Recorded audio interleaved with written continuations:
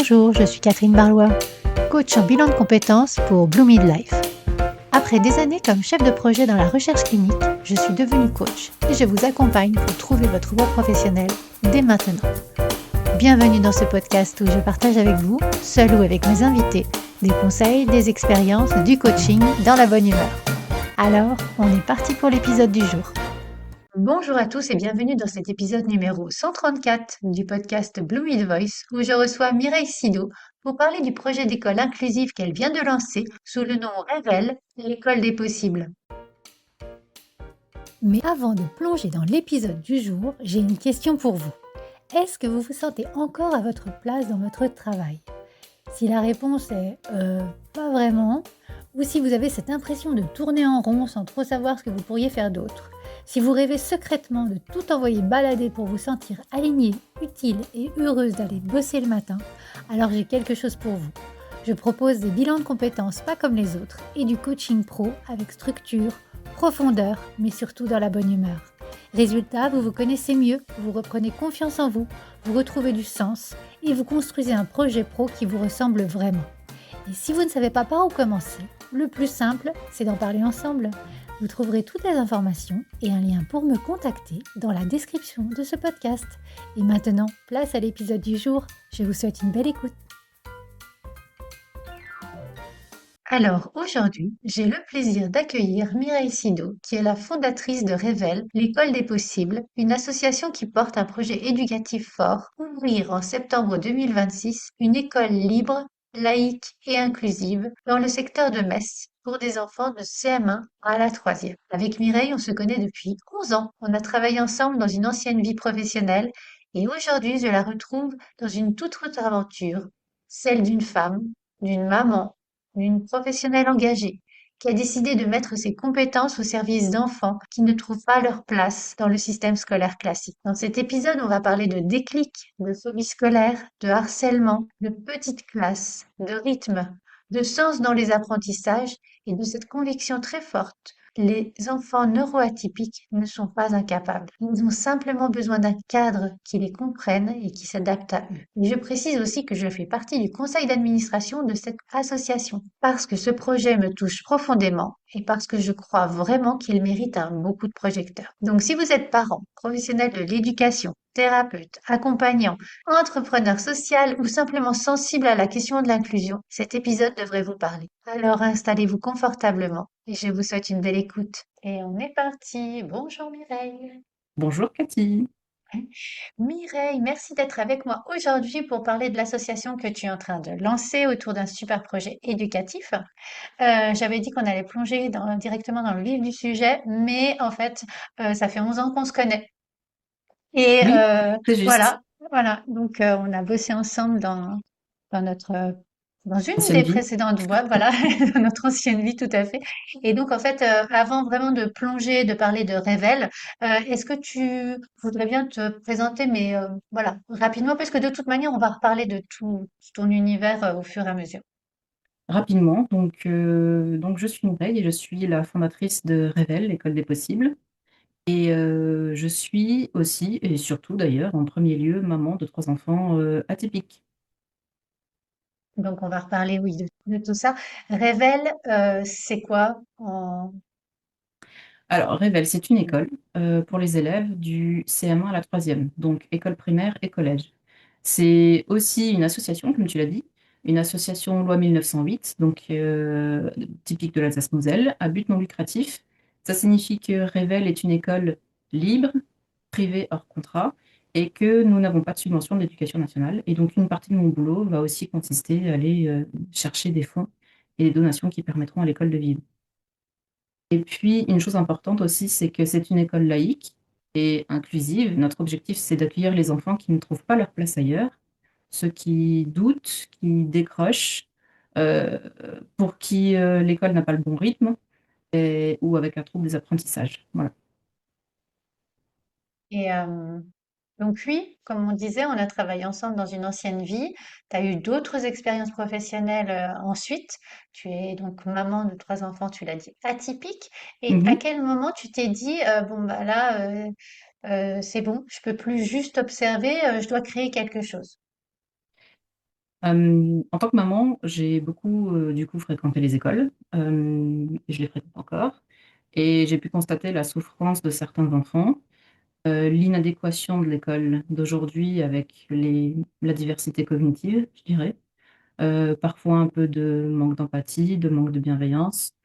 Euh, j'ai eu l'occasion de faire une petite pause professionnelle de quelques mois pour des raisons de santé, il y a 1 an et demi.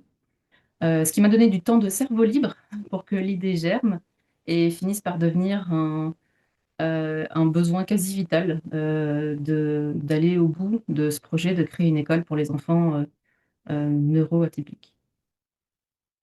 Et donc, oui, c'est quelque chose qui s'est installé dans la durée.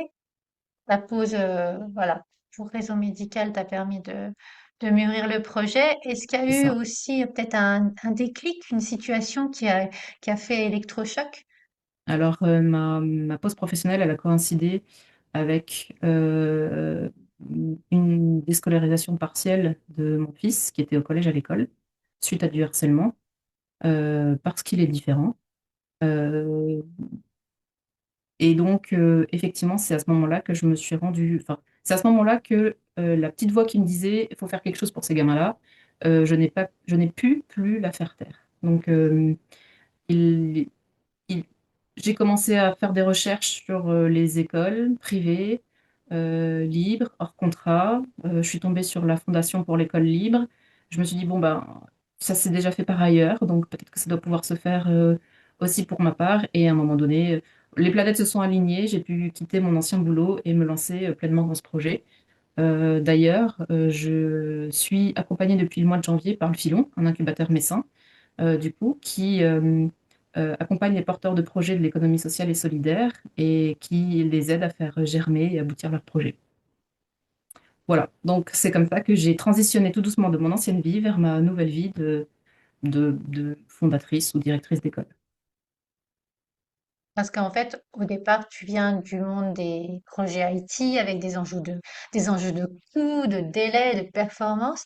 Et donc, le fait de basculer dans l'éducation, euh, c'est en fait toute cette histoire, on va dire personnelle, et puis l'envie de Ouais, s'engager, voilà. Est-ce qu'il y a un moment où tu as eu peur de tout quitter pour ça?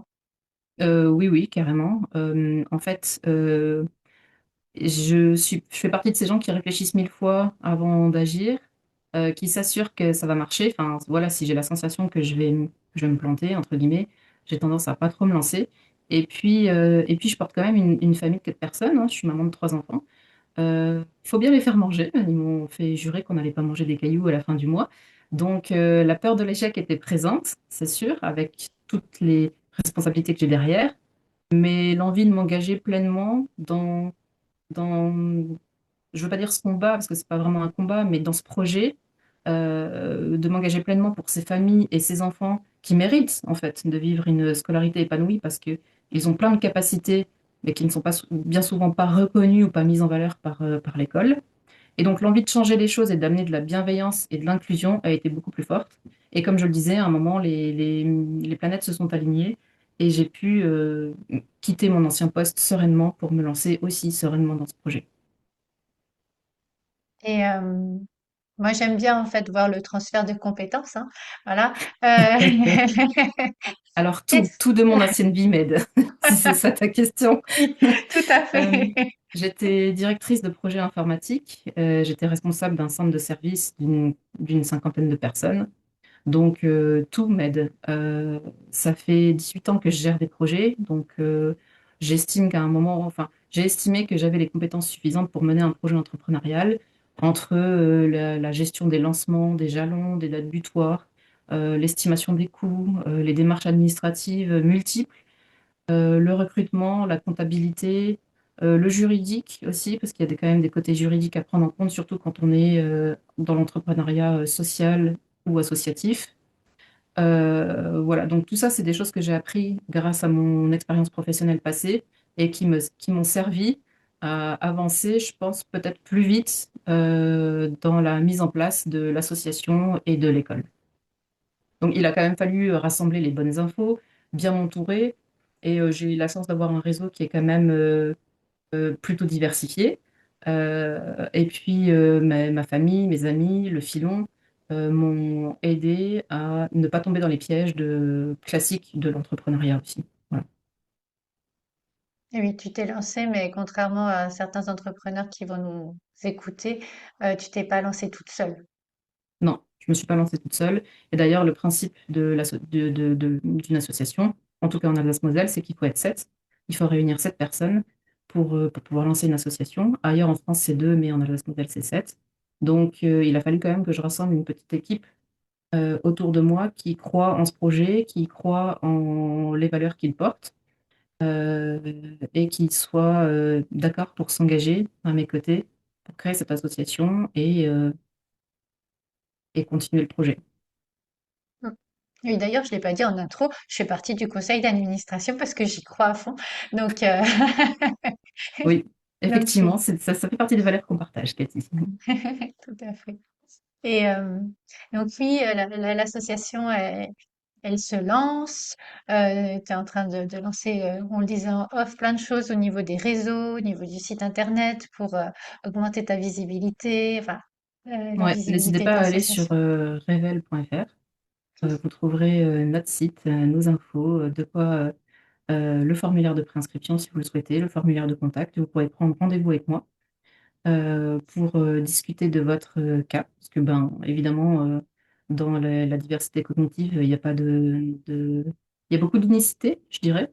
Et voilà, donc n'hésitez pas à y aller. Oui, on va en reparler encore en détail. Sûrement, dans mes prochaines questions. Par contre, là, en fait, j'imagine que tu as déjà eu en- des touches auprès de parents, auprès d'enfants. Quand tu rencontres un enfant qui va arriver dans l'association, dans quel état il est souvent?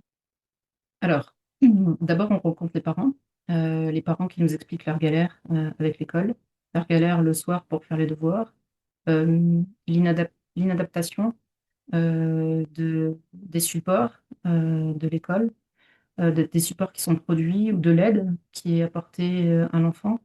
Et c'est là qu'on se dit qu'en fait, quand on va aider un enfant, on va aider toute une famille, parce que effectivement, l'enfant mérite d'avoir une scolarité épanouie et équitable surtout.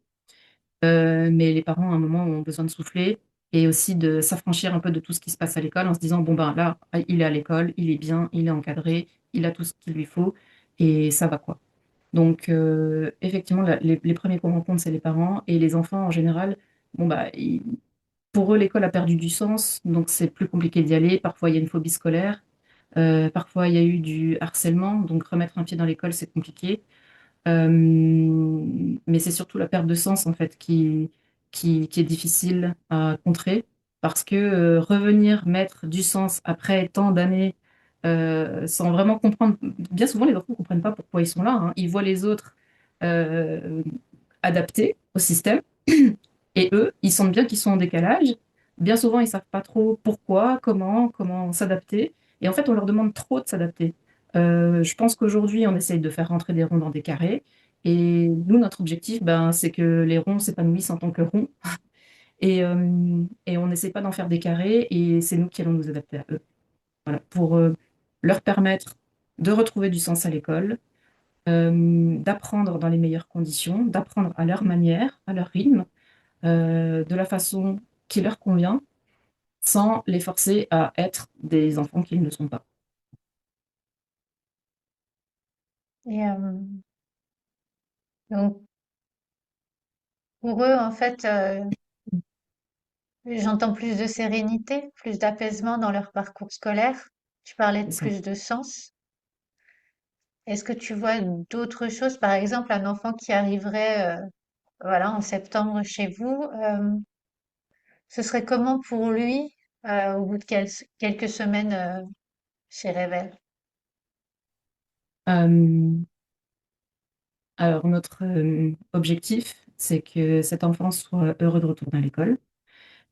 En tout cas, même s'il n'est pas complètement heureux, parce que bah, l'école, ça reste l'école, hein, ça reste une contrainte, et même si nous, notre objectif, c'est de lui créer un environnement flexible et adapté à ses difficultés ou tout simplement à son voilà, à comment il est.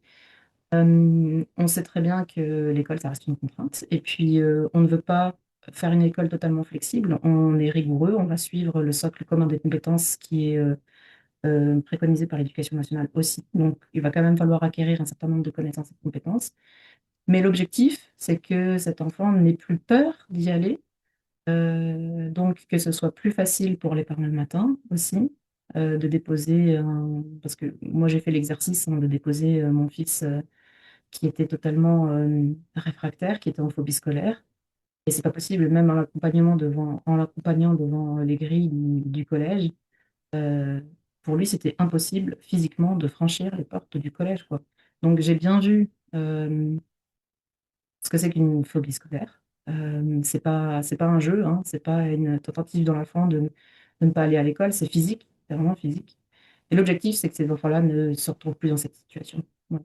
Donc qu'ils soient euh, au moins pas malheureux d'aller à l'école. Et dans la mesure où je pense qu'ils vont être entourés d'enfants qui sont un peu comme eux, on a aussi comme objectif de les aider à recréer des liens sociaux, ce qui peut souvent être compliqué pour eux aussi. Donc voilà, les aider à s'épanouir tant scolairement que socialement. Bon. Et si on met à côté, en fait, une école classique et révèle, qu'est-ce qui change vraiment dans le quotidien? Alors, dans le quotidien, j'ai envie de dire tout et rien. C'est-à-dire que on va enseigner aux enfants ce qu'ils sont censés apprendre à l'école. Là-dessus, il n'y aura pas de passe-droit. Enfin, je veux dire, voilà, tous les enfants doivent apprendre le socle commun des compétences et j'insiste bien là-dessus. Par contre, là où ça va changer, c'est que on va être dans le respect de leur rythme. On va pas leur demander de faire des efforts pendant des heures et des heures. Bien souvent, ces enfants ont un peu moins d'endurance que les autres, donc ils ont aussi besoin de pauses pour souffler. Donc après chaque heure de cours, enfin après chaque cours en tout cas, il y aura la possibilité d'aller dans la cour et voilà, de faire un petit exercice physique, ou même ce qu'on appelle des energizers, sauter sur place, aller dans la salle sensorielle pour faire quelques pirouettes. Enfin, je caricature délibérément, mais c'est un peu ça quand même, libérer les tensions pour pouvoir se remettre de la meilleure manière au travail pour l'heure qui suit. Et puis, une autre chose qui est importante pour moi, c'est de ramener du sens dans les apprentissages. Et donc, on construit avec l'équipe pédagogique des cours qui sont transversaux, on se base sur des projets transversaux qui vont pouvoir mêler, par exemple, les maths aux sciences, à la technologie, à l'histoire. Ce qui fait que bah, les enfants vont apprendre ou vont remobiliser leurs connaissances et leurs compétences différemment, parfois même sans s'en rendre compte. C'est là où on essaye d'être un peu malin. Et ce qui va permettre de les ancrer, en fait, ces connaissances. Donc, ils vont les remobiliser sans s'en rendre compte, ça va les ancrer et ça va les aider à poursuivre leurs apprentissages d'une façon fluide, euh, facile, entre guillemets, et, et qui donne du sens. Oui, et il y a une phrase sur le site internet que j'avais vu qui dit on ne demande pas aux enfants de faire pareil. Euh, donc, déjà, je crois que tu l'as pas encore dit, tu penses que ce seront des classes de combien de personnes? Alors, notre objectif, c'est d'avoir des petites classes, donc entre 9 et 15 élèves, en fonction des niveaux. À la rentrée, on aura deux classes. Donc, la première qui correspond au cycle 3, donc CM1, CM2, 6e, avec une enseignante à temps plein pour cette classe, et une classe de niveau 4, donc 5e, 4e, 3e, avec pour les troisièmes notamment un accompagnement encore plus individualisé pour le passage du brevet. C'est une étape importante pour ces enfants-là aussi, pour leur permettre d'aboutir finalement à leur projet professionnel. Euh, un objectif, c'est aussi de les aider à formaliser leur projet professionnel, parce que au-delà de l'école, ils vont devenir des adultes qui s'intègrent dans une société. Bien souvent, les enfants qui sont exclus de la scolarité sont deviennent des adultes qui sont exclus de la société. Et nous, ce qu'on veut, ben, c'est de l'inclusion, hein. Donc, on travaille sur l'école, mais on travaille sur le futur aussi. Pour en revenir à ta question, parce que j'ai un peu digressé, donc des petites classes, ce qui permet à l'enseignant d'être beaucoup plus disponible pour les accompagner de façon individuelle. Notre démarche, c'est de se baser sur la conception universelle des apprentissages. C'est une pédagogie inclusive par nature qui est censée convenir à tous les enfants. Les neurotypiques, pour eux, c'est confortable. Les neuroatypiques, ben, c'est adapté à leurs besoins spécifiques. Mais par contre, on va permettre à l'enfant d'avoir des moments privilégiés avec son enseignant pour, comment dire, pour s'adapter complètement à ses besoins lorsqu'il est en difficulté. C'est pour ça qu'on a décidé de faire des petites classes. Mhm. Oui, c'est plus adapté par rapport au rythme, par rapport à Voilà. l'enfant lui-même. Et puis, c'est un sujet qui revient quand même beaucoup sur les réseaux, les parents qui se plaignent de classes surchargées. Et je pense que ça me paraît évident qu'avec une classe de 30, un enseignant ne peut pas enfin, faire de la différenciation individuelle pour chacun des élèves. Même si dans une classe de 30, il est certain aussi que tous les élèves ne sont pas atypiques, mais il y en a dans toutes les classes, je pense. Et avoir des petites classes, ça permet vraiment d'individualiser l'enseignement quand c'est nécessaire. Et oui. Et on arrive doucement à la fin de cette Bah, première déjà partie presque. de l'interview. Oui, oui. Ma dernière question, donc pour cette première partie, c'est est-ce qu'il y a une idée reçue sur ces enfants que tu aimerais vraiment casser? Ah oui. Comme ils sont plus introvertis, bien souvent, pas tous, hein, parce qu'on a aussi le pendant de ça avec les hyperactifs. Euh, donc pour les introvertis, pour les ultra-introvertis, bien souvent ils passent pour des enfants incompétents ou déficients intellectuels, bêtes. Ça, j'avoue que c'est assez désespérant parce que moi je vois mes enfants, je vois mon fils qui est ultra introverti, donc il est Asperger, donc pour lui les relations sociales c'est compliqué, mais il a tellement de choses à donner au monde, il est tellement intelligent, chose que l'école ne voit pas. C'est-à-dire que moi, quand il était en maternelle, on m'a dit votre fils n'est pas scolaire. Il n'est pas scolaire. Donc, il n'est pas scolaire. Je me suis dit, qu'est-ce que ça veut dire? Bon, déjà, je me suis dit qu'on allait avoir des problèmes. Et bon, ma bataille a commencé là. Mais donc, une idée que je voudrais casser, c'est le fait qu'ils ne sont pas capables. Voilà. Ces enfants sont ultra capables. En plus, ils ont des compétences ou des qualités qu'on ne retrouve pas forcément beaucoup dans la population générale. Ils sont hyper empathes, ils sont bienveillants, ils ont juste besoin de sens. Et donc, les aiguiller vers des projets qui ont du sens, bien souvent, ça suffit à leur redonner envie d'apprendre. Donc ça, c'est pour les ultra introvertis. Après, on a les ultra extravertis, les TDA, TDAH, donc ils sont hyperactifs. Et c'est pareil, leur cerveau va ultra vite. Bien souvent, ils sont aussi hyper intelligents. En tout cas, ils ne sont pas déficients intellectuels, contrairement à ce qu'on pourrait penser. Ils ne sont pas mal élevés non plus. C'est juste que leur cerveau va vite, il va plus vite que la plupart des gens. Donc forcément, un typique ne peut pas suivre, ne peut pas toujours suivre un atypique. On est d'accord sur le sujet. Et donc, l'idée que je voudrais casser, c'est qu'ils sont inadaptés ou incapables. Voilà. Je pense que l'école n'est pas adaptée. Bien souvent, quand on parle de handicap invisible, c'est un handicap créé par l'école, parce que l'école ne s'adapte pas. Et ils ont plein de capacités qui méritent d'être valorisées et ils méritent de trouver leur chemin, en fait, ces enfants, parce qu'ils peuvent apporter énormément à la société. D'ailleurs, mais je ne sais pas si je peux poursuivre là-dessus, Oui, bien sûr. il y a les dernières études en neurosciences, en sciences cognitives, montrent que ces profils atypiques pourraient être une évolution normale de l'être humain. Voilà. Donc, ce qui signifie que ça signifie en gros que on doit aller vers plus d'empathie, plus de bienveillance, plus de créativité, parce qu'ils sont aussi ultra créatifs, et que ça pourrait être une tendance à l'évolution normale de l'homme. Voilà. Mais bon, c'est l'avenir qui nous le dira, je pense. Mmh. Eh oui, à suivre. Et, euh, et donc, juste parce que je vais faire paraître donc ce premier épisode avant le prochain, si des personnes souhaitent te contacter, donc tu parlais du site internet tout à l'heure, comment est-ce qu'elles peuvent faire? Euh, alors, il y a une page de contact sur le site internet, effectivement. Donc, Ok, vous pouvez me contacter par là, en tout cas, contacter l'école par là. Et puis, vous pouvez me trouver sur LinkedIn aussi. Et vous pouvez trouver la page de Révèle, l'école des possibles, sur LinkedIn. Et tous les messages seront répondus.